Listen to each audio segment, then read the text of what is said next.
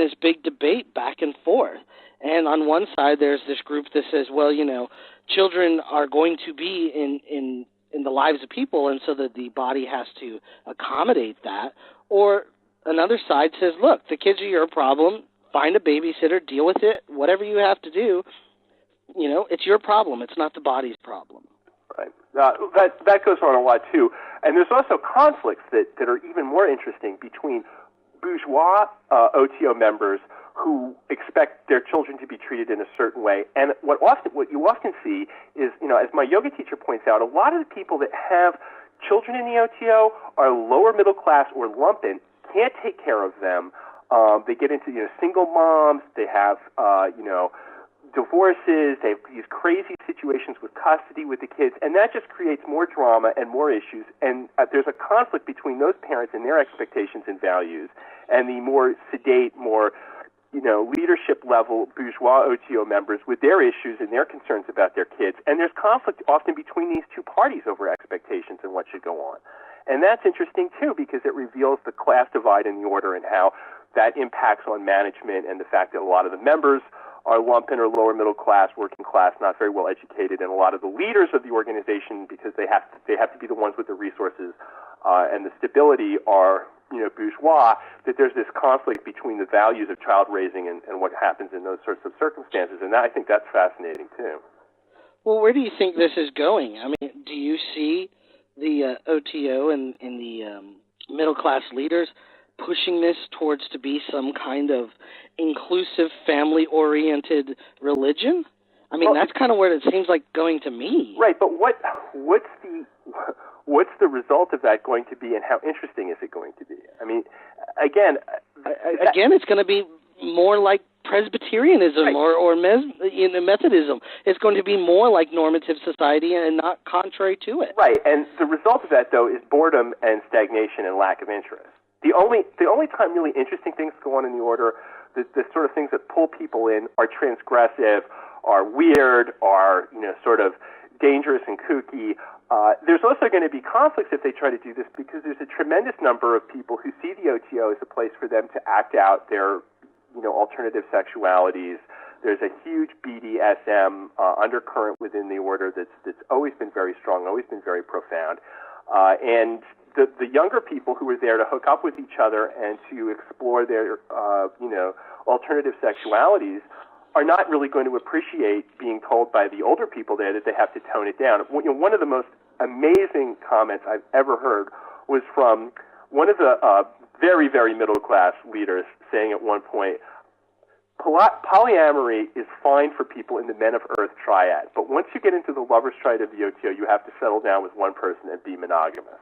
Now think about the ramifications of that statement, what it means about the family, what it means about values, what it means about the direction of the OTO, and what it means about the conflict between the people who are coming there expecting one thing and the people who are running it expecting another.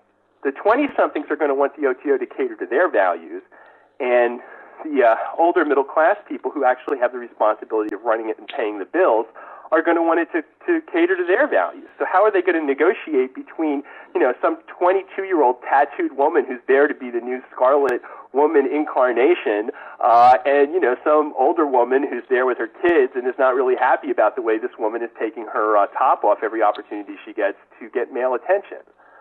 So let's look at that little scenario. You don't think that happens every once in a while? I mean, it's kind of funny. Actually, I've seen it a lot. But one of the things that I've noticed is when I came into the OTO in the early 90s, there was a lot of transgressive behavior, a lot of sexuality, a lot of nudity, a lot of promiscuity. But over the last decade and a half, it's gone very middle class. People used to change into their robes and everything just all in one room, not, really concerned about whether or not somebody sees them with clothes on or off. Now everybody runs into the bathroom just to change into any kind of outfit and would be appalled if somebody changed into their robe in front of everybody else. Right. Well, again, I mean, to me, it depends on the area that you're in, because I continue to hear stories from around the place which makes me think that things are a little looser in certain areas than others, and it also depends on the age of the people and, people in their 20s act one way, people who are married and have kids act another. And there's also a conflict between the people who are married and have children and still want to act out and misbehave at the OTO, that's their party place where they can get away from the demands of bourgeois life and let their hair down and have fun. And so there's the conflict that happens between the single men who are kind of nerdy, who never hook up with anybody, who are there to sort of oogle the women. All of these conflicts keep coming back and forth, and the order can't really decide what it wants to be. My feeling is if the middle-class leaders are successful in making the OTO conform more to their bourgeois normative family needs, as they reject Crowley and move away from his transgressive stuff, the more boring it's going to be and the less interesting it's going to be and the less support it will get. And the stagnation that we see across the line with the OTO is really a result of them basically succeeding with their values and it canceling the OTO or the need for it out. So if they're successful in turning the EGC into the Presbyterian Church, no one will come. And this is, of course, happening with the Presbyterian Church, too. All the mainstream Protestant churches, which they seem to unconsciously aspire towards, are dying out. No one is going anymore. Whereas the more demanding Christian churches, and we've talked about this in other conversations, they're the ones who are doing better. So I don't understand how the OTO really, and I also don't understand how stupid people are when they start making these family-friendly overtures and seeing this collectivist dynamic start to emerge, how that has anything to do with anything Crowley ever taught. It has nothing to do with what's in Magic Without Tears. And if people start trying to tell you that he was criticizing the old Aeon family with its dynamics, that's not true either. Crowley was critical of female morality. He was critical of patriarchal morality. He was critical of the family as a unit, of the demands that it put on individuals within it. And as you know, he says you've got to put your family outside your magical circle. Then we have people in the OTO telling us, hey, the OTO needs to be more family-friendly. We need to pull the family into our magical circle. So you look at this and you say, why does anyone dispute with us that they're moving away from Crowley and that they reject the fundamentals of his teachings? How can anyone say that? Well, it's obvious. They seem to be in denial about the whole thing, or they're actually glad to move away they're not from into Crowley. magic at all. The same people who are telling us, we have to make the OTO more family-friendly, are the same people who say, magic, it's just a MacGuffin. It's not central to the system at all. Right. It's just this thing that we kind of rally around, but ultimately it's not important at all. It's meaningless and it's not important. Or that, you don't need HGA work to actually know what your will is. Or anyone who's actually involved in the AA itself tends to be crazy, so I try to avoid them. This is what somebody said. Now, these are the same people who want the family-friendly environment. This is what they want, and they're going to be shocked as they move up the system to see just how crazy that's going to be. And these conflicts... Well, I don't know about that much. I mean, because a lot of this is coming from people in the very high degrees. Yes, we've already seen that they're in denial about what the organization is really supposed to do, and they're also unsuccessful in getting it to do what they want it to do. None of these people are able to produce strategic goals for the whole organization. They're not able to produce effective leadership. There's one scandal after another. I mean, you and I both know this last year for the OTO has been horrible. One scandal after another. One horrible situation after another. Body closing, lodge closing. It's been a mess. So if these middle-class leaders are so good at doing their middle-class leading, why is the OTO looking as bad as it is? And again, they're in conflict. There's a basic conflict between their highest values and their needs, which are normative, bourgeois, liberal, secular humanist, for the most part, middle-class needs, and what Crowley actually taught. And rather than actually facing that conflict like real men and women and seeing what's going to happen with it, they try to deny that Crowley is important, that they can do whatever they want, and what happens? It's a mess.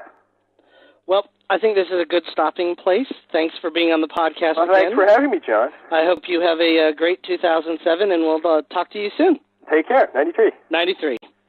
Thanks to Keith for being on the show again. I always appreciate you taking the time and coming on and stirring things up. Now we move to the interview with Jason Newcomb. As many listeners know, Jason was on the show before, talking a little bit about his books. He's got 3 out, just came out with one about sex magic, has another previous one called New Hermetics, and then the 21st Century Mage. All of those were published through Red Wheel Wiser. Now, his New Hermetics has been a program that he's been working on and working directly with about a dozen students, and they've reached some level of accomplishment within their practice, and now Jason's moving forward into some advanced stuff. So that gave us an opportunity to kind of revisit what New Hermetics is and get some description of some of the practices that they're doing. So spent a little time talking to Jason about New Hermetics, and gives the listeners an opportunity to get an understanding of what it's about. So here's Jason Augustus Newcomb. We have on the phone with us Jason Newcomb. Welcome to the podcast, 93. 93. Thank you for having me. When you were on the program last, you were talking about your New Hermetics course, and you said recently that class has just finished. Can you give us a little background for those who didn't hear your previous podcast interview? What was your first course about New Hermetics? What was involved in that? Well, basically, it's been a little bit more free-form than a course. I'm individually working with people where I speak to them every 2 weeks and have them work through sort of the basic tools of the New Hermetics that are presented in the book, The New Hermetics. And I do that with a CD program that I've created that has 40 different recordings on it of all of the different meditation exercises of the New Hermetics on it, as well as some sort of outside work on themselves and on learning about their dream life and their consciousness in general. But basically, it's I began it in I think August of 2005. And have been taking students kind of as they've come along and just been working with them through the program. So how many students have worked through the complete program with you now? The number of students that have completed it is about maybe 12 or 13. Okay. And so now with those 12 or 13 people, once they've completed, are they going out and teaching others, or are you having other courses, or how is that working or developing? Well, basically what's happening now is, for the first time, I'm going to be offering an advanced New Hermetics workshop in which I'm going to work with them together as a group and work on some more advanced ideas and some advanced concepts, and also teach them sort of how to be a New Hermetics teacher. And after that, there are a few different things that may result. There may be some New Hermetics study groups that form, and there may also be sort of a slightly different course that learning these tools will take, in which people will work with one of them rather than with me directly. Mm-hmm. So are you going to have some kind of certification process, or? Well, with the program that I've been running so far, I give people a certificate of completion with each level of work that they complete. I mean, it's not as formal as an order, in that it's all personal work and it's all work within your own inner being. So I don't sort of give the same kind of testing that say like an order like the AA or the Golden Dawn would give. I basically just say, I'd like you to explore your consciousness in this way for the next month, and when they have completed that, I give them a certificate of completion. Being a New Hermetics teacher, I think that there will be a sort of a certificate that they'll receive at some point in the future that says, yes, I sort of give them my permission to represent me as a New Hermetics teacher, for whatever that's worth. And I'd like to have it be sort of a structured thing where the people who are working with other students are also working with me and keeping me abreast of what it is that they're doing, and variations that they're making on the way in which they're presenting the material. So you're actually kind of seeing this as a kind of an organic growing process, that people work with you, then they also work with students, and there's kind of this bidirectional feedback all the way through. Right. I mean, structured sort of thematically on the principles of the AA, but, obviously having a slightly different organizational structure, and that there won't be one, and that, it'll basically just be people teaching people. Okay. For someone who's not familiar with what New Hermetics is at all, or has read your book on it, can you give some background on just what exactly New Hermetics is? Well, basically what I did in my own work with the material of scientific illuminism that Aleister Crowley presented to us, as I took a look at it and I said, what are sort of the core things that one needs to comprehend in order to really begin to explore themselves. And so I broke it down, and I looked at what he did. And Aleister Crowley was largely engaged in the same process in his own work. He took the golden